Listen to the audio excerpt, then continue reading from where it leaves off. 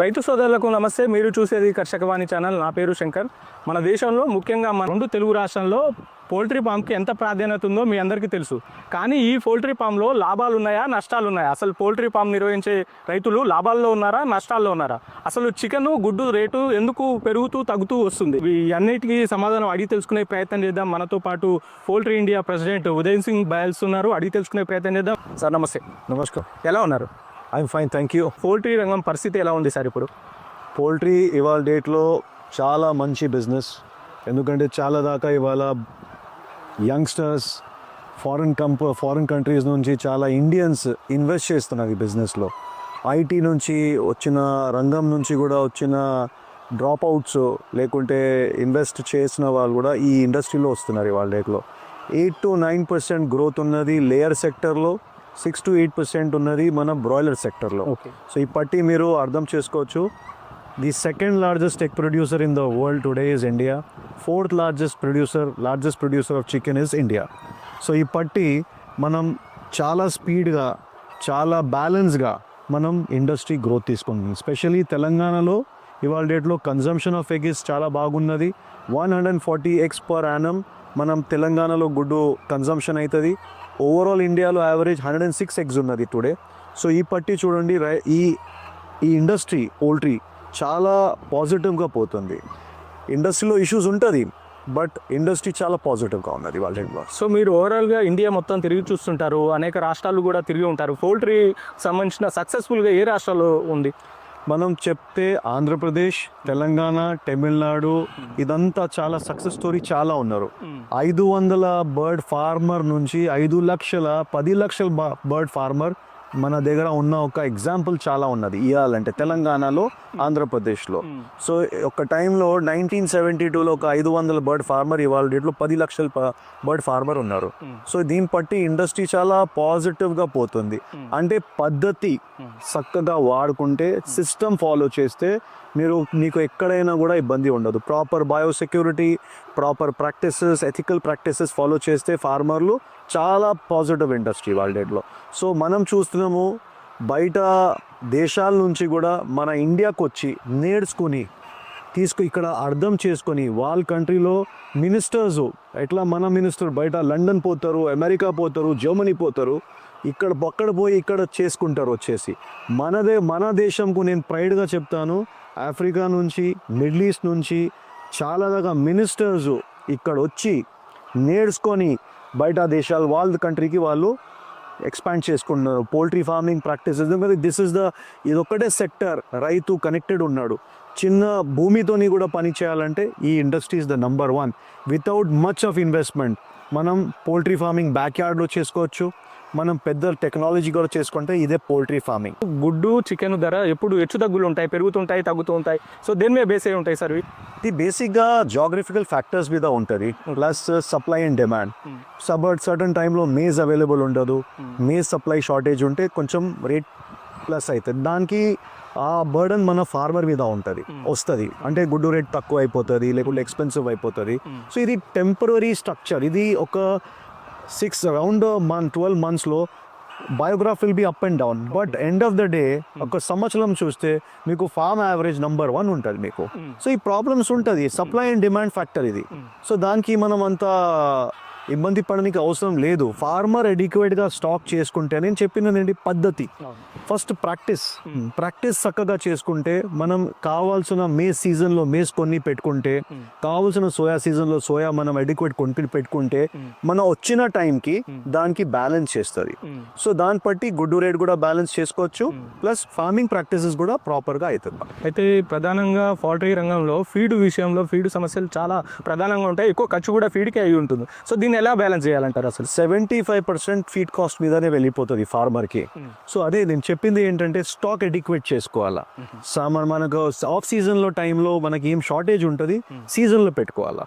Same ఆ balance storage చేసుకోవాలా, పద్ధతిగా స్టోరేజ్ చేసుకోవాలా, కరెక్ట్ క్వాలిటీ మెటీరియల్ తీసుకోవాలా. ప్రాక్టీసెస్ నేను చెప్పింది పద్ధతి ఫాలో చేయాలా. ప్రాక్టీసెస్ మంచి చేసుకుంటే ఏ ఫామ్ కూడా మీకు నష్టాల్లో రాదు. మేనేజ్మెంట్ అన్నది పద్ధతిగా ఉండాలంటారు. సో అంటే అనేక రకాలుగా రైతులు ఉన్నారు, చాలామంది రైతులు పౌల్ట్రీ రంగంలో ఉన్నారు, తీసేసిన వాళ్ళు ఉన్నారు. ప్రధానంగా నష్టపోయిన రైతులు ఎలాంటి అజాగ్రత్తలు తీసుకున్నారంటారు? అంటే వాళ్ళు తీసుకున్న జాగ్రత్తలు ఏంటి, అసలు ఇది పౌల్ట్రీ రంగంలో తీసుకొని కూడని జాగ్రత్తలు ఏంటి, అసలు ఏంటి నష్టపోయే రైతులు ఎందుకు నష్టపోయి ఉంటారు? శంకర్ గారు ఇవాళ చూస్తున్నారు మీరు, ఇప్పుడు మనం ఫామ్లో ఇంటర్వ్యూ చేస్తున్నాం, మీరు కూడా ఈ ఫామ్కి వచ్చినారు. ఫార్మ్ ఎట్లా మీకు డోర్ దగ్గరే ఆపేస్తున్నాడు, పోనీ లోపలికి పోనీ లేదు.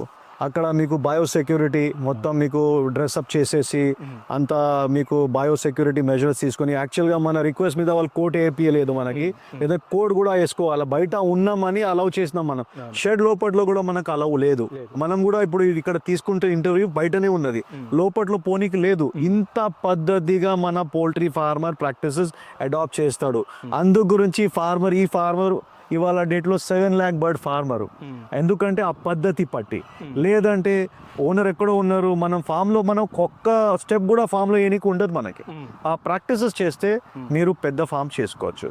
ఫార్మర్స్ కొత్త వచ్చిన ఫార్మర్స్ పద్ధతి ఫాలో చేయలేదంటే, చిన్న ఫార్మర్లు ఏమైనా పద్ధతి ఫాలో చేయలేదంటే ఈ ప్రాబ్లమ్స్ బయోసెక్యూరిటీ వల్ల డిజీజ్ వచ్చేస్తుంది, బయట వాళ్ళు లోపల రావద్దు, బయట ఇమిగ్రేషన్ బర్డ్స్ రావద్దు.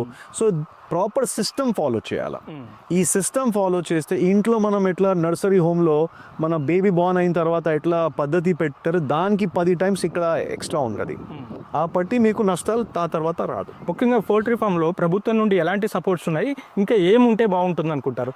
ఇప్పుడు ప్రెసెంట్గా ఒక టైంలో Andhra Pradesh was number 1, combined Andhra time మనము నంబర్ 1 ఇండియాలో, ఉమ్మడి ఆంధ్ర ఫస్ట్.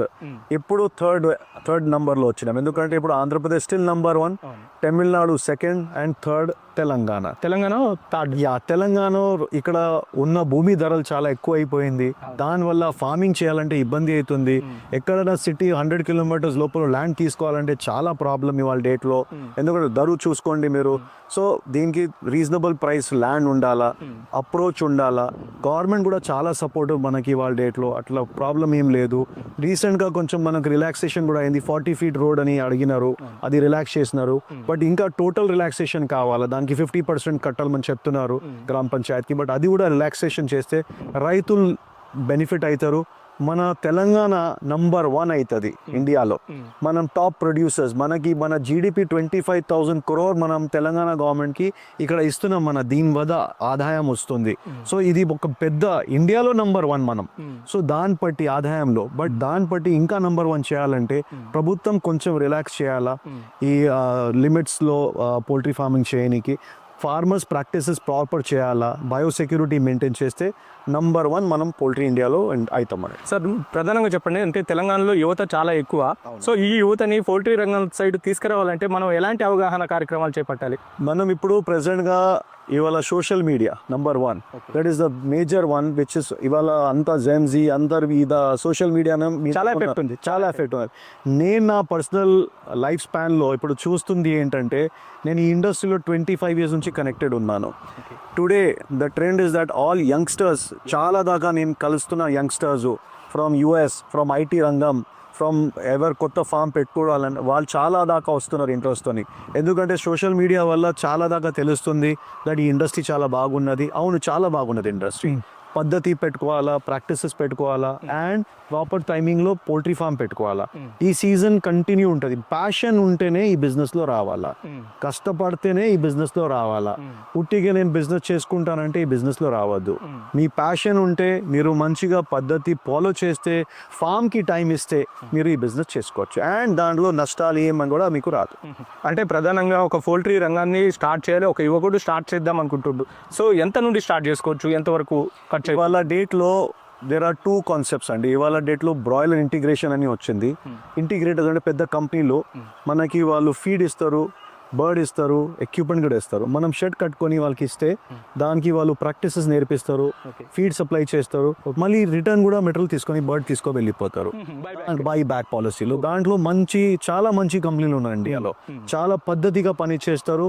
మీరు ఫార్మర్ కరెక్ట్గా ప్రొసీజర్ ఫాలో చేసి కరెక్ట్గా అవుట్పుట్ ఇస్తే మీకు చాలా దాకా ఒక సెల్ఫ్ ఎంప్లాయ్మెంట్ స్కీమ్ లాగా మీకు హెల్ప్ అవుతుంది. అది అంటే ఒక భార్య భర్త, ఒక ఫ్యామిలీకి చాలా సరిపోయినలాగా మంచి లివింగ్ స్టాండర్డ్స్గా మీరు చూసుకోవచ్చు.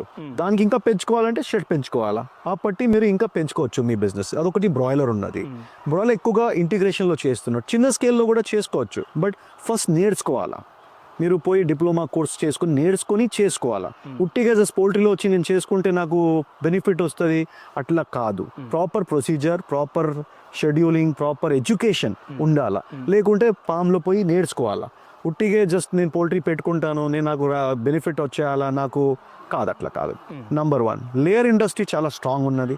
లేయర్లో మీకు ఇన్వెస్ట్మెంట్ కూడా ఉంటుంది చాలా దాకా.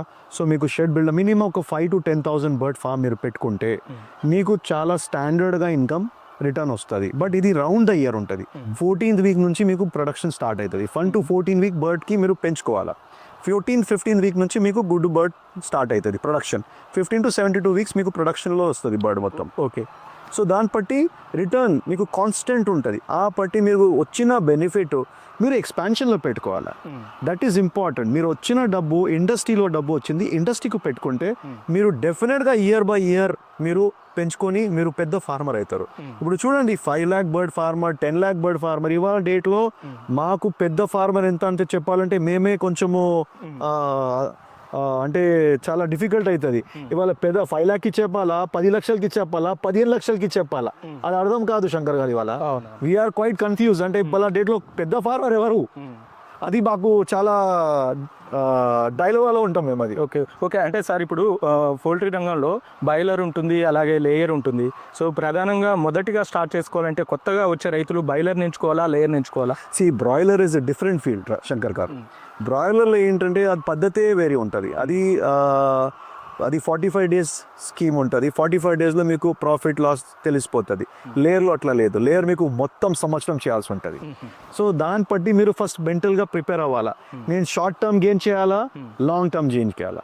షార్ట్ టర్మ్ గేమ్ ఆడుకోవాలంటే బ్రాయిలర్ చేసుకోవాలా, లాంగ్ టర్మ్ ఆడుకోవాలంటే లేయర్ చేసుకోవాలా. ఓకే, మీ ఫైనాన్స్ బట్టి ఉంటుంది అది. మీరు లేదు నేను 45 daysకి నాకు రిటర్న్ వచ్చేయాలా, నేను దాన్ని బట్టి నేను నెక్స్ట్ డిసైడ్ చేసుకుంటానంటే బ్రాయిలర్కి వెళ్ళిపోవచ్చు. ఓకే, అది చాలా ఇమీడియట్ బిజినెస్ ఉంటుంది. 45 daysకి మీకు రిటర్న్ వచ్చేస్తుంది 35 to 40 daysలో. బట్ లేయర్లో అట్లా ఉండదు.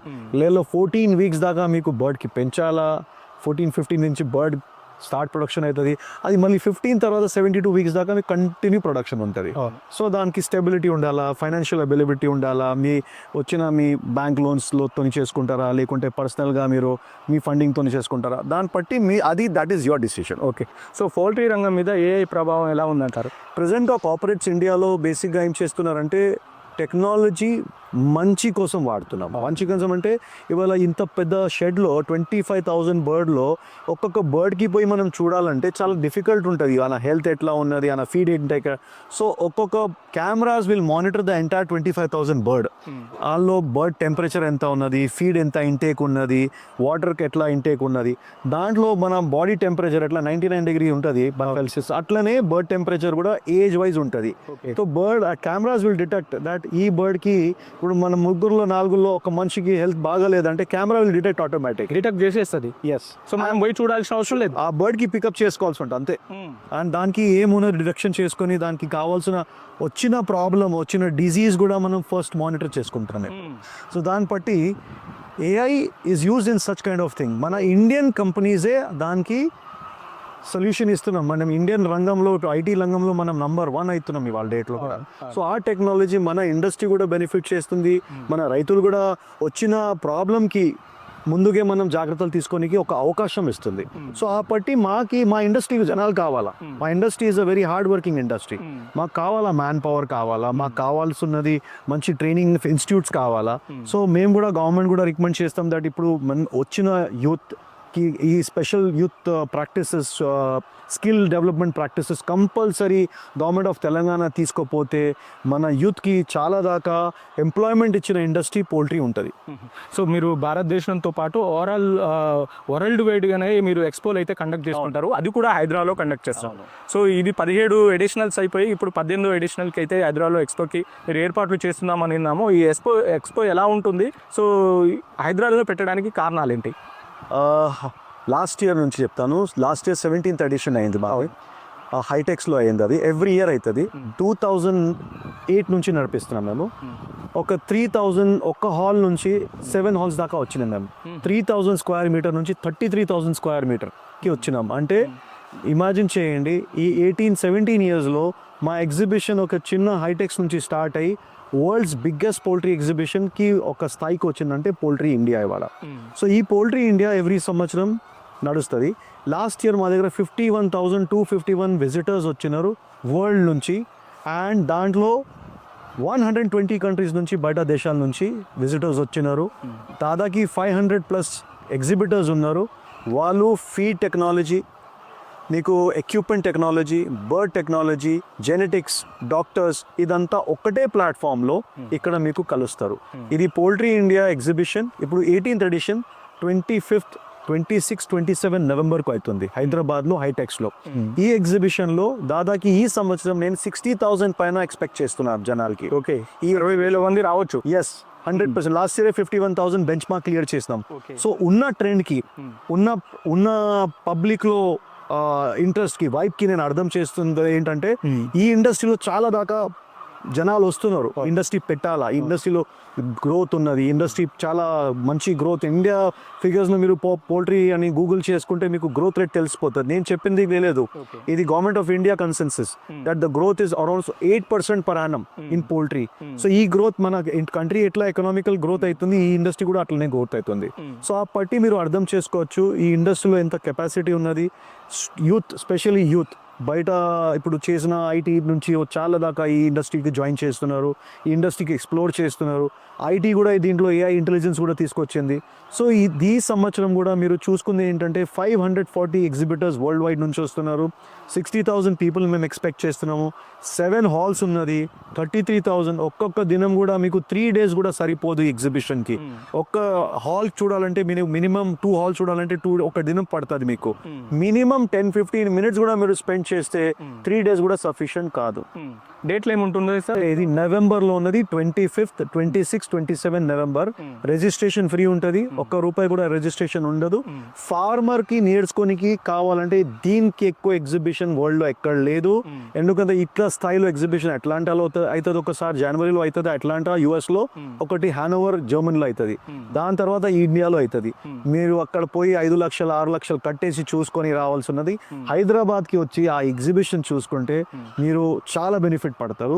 మీకు పోల్ట్రీ అంటే ఏంటి, పోల్ట్రీ ఇండస్ట్రీ ఎక్కడ పోతుంది, ఎట్లా టెక్నాలజీ, చిన్న ఫార్మ్ నుంచి ఈ ఎగ్జిబిషన్ చిన్న ఫార్మర్, ఉన్న ఫార్మర్స్ కూడా చూసుకోవచ్చు. కొత్త ఇండస్ట్రీ వాళ్ళు ఎవరు ఈ ఇండస్ట్రీకి ప్లాన్ చేస్తున్నారు వాళ్ళు కూడా చూసుకోవచ్చు. Students who want to come in to this industry, ఒక ఫ్యూచర్ చూస్తున్న వాళ్ళు, ఈ ఇండస్ట్రీ ఎంప్లాయ్మెంట్ కోసం చూస్తున్న వాళ్ళు కూడా ఈ ఇండస్ట్రీ జాయిన్ చేసుకోవచ్చు. So this is a industry which gives you employment, which gives you growth, which gives you potential to do new businesses. ఈ ఇండస్ట్రీ చూస్తే మీకు అర్థమవుతుంది. సో ఈ ఎగ్జిబిషన్ అటెండ్ చేయండి. మొత్తం ఎన్ని స్టాల్ ఉండబోతున్నాయి? 540+ ఎగ్జిబిటర్స్ ఇవాళ దాకా మా దగ్గర కన్ఫర్మ్ అయినారు. And they are the top exhibitors. అంటే మేము ఎవరైనా కూడా ఎగ్జిబిషన్ మీకు స్టాల్ కావాలంటే మేము ఇయ్యము, వాళ్ళ మీద చూస్తాం వాళ్ళ బ్యాక్గ్రౌండ్ ఏంటి, వాళ్ళు ఈ ఇండస్ట్రీలో ఎంత వర్క్ చేస్తున్నారు, వాళ్ళు ఇండస్ట్రీతో కనెక్టెడ్ ఉన్నారా లేదా, వాళ్ళ ఫార్మర్ ఇక్కడ వచ్చి ఈ ఇండస్ట్రీకి వస్తాడు పౌల్ట్రీ ఫార్మింగ్ నేర్చుకోనికి, ఇక్కడ వచ్చి ఆయన కూలర్ ఫైన్ చేస్తుంది కాదు. ఇక్కడ వస్తే ఈయనకి పోల్ట్రీలోనే నడుచుతో మా కమిటీ ఉంటుంది, ఆ స్క్రీనింగ్ కమిటీ మొత్తంగా అర్థం చేస్తుంది ఈ కమిటీ ఈయనకి ఎగ్జిబిషన్కి ఇవ్వాలా లేదా స్టాల్, ఈ ఫార్మర్కి బెనిఫిట్ అవుతుందా లేదా, అంతా డెప్త్లో మా కమిటీ చూసి ఈ ఎగ్జిబిటర్కి ఇస్తాం. మా దగ్గర ఇవాళ 200 పైన ఎగ్జిబిటర్స్ వెయిట్ లిస్టెడ్ ఉన్నారు. Okay, right sir, thank you. మొత్తంగా ఇది రైతు సోదరులారా, నవంబర్ 25, 26, 27 తేదీలో హైదరాబాద్ హైటెక్ సిటీలో అయితే ఈ ప్రోగ్రామ్ అయితే రన్ అయితే జరుగుతుంది. 540 స్టాళ్ళని ఏర్పాటు చేసి 540 ఎగ్జిక్యూటర్స్ అయితే అక్కడికి వస్తారని చెప్పేసి చెప్తున్న పరిస్థితి కనపడుతుంది. హైదరాబాద్నే వీళ్ళు ప్రతి సంవత్సరం చూసి చేసుకుంటారు. 17 ఎడిషనల్స్ అయిపోయాయి, ఈ సంవత్సరం 18వ ఎడిషనల్ అయితే నడుస్తున్న పరిస్థితి కనపడుతుంది. అంటే ఈ పోల్ట్రీకి వస్తే మీరు ఖచ్చితంగా ఎక్స్పోజ్ చేయొచ్చు. పోల్ట్రీ రంగంలో లాభాలు ఎలా ఉంటాయి, నష్టాలు ఎలా ఉంటాయి, డాక్టర్స్ ఉంటారు, అలాగే నిపుణులు ఉంటారు, అందరి గురించి అడగవచ్చు, తెలుసుకోవచ్చు, అనేక అంశాల గురించి నేర్చుకోవచ్చు. ఈ ఎక్స్పోకి నేను వెళ్తున్నాను, మీరు కూడా రండి. Thank you.